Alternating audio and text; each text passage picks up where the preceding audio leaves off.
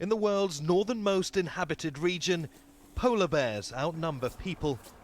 The bear brands helped make Svalbard famous. But to see them in their natural habitat requires an epic journey into the wilderness, over a barren wasteland the size of Sri Lanka. But down there, the landscape's changing. Global warming means there's now much less sea ice than in years gone by.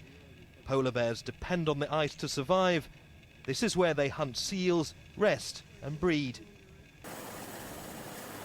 We land in a remote corner of Svalbard, where a team from the Norwegian Polar Institute have tranquilized a bear.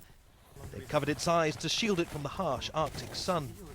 This is a critical time for the scientists. They have to work quickly to carry out all the necessary measurements to work out the health and well-being of this magnificent bear. But Jon Aas, the world's leading expert on polar bears, is concerned. And if you feel here, you can really feel all the bones. This 19-year-old male, a relatively old bear, is dangerously thin, despite an apparent abundance of food. More research is needed to find out why. The Canadian Arctic's already lost 29% of its sea ice, and there are worries the same will happen here.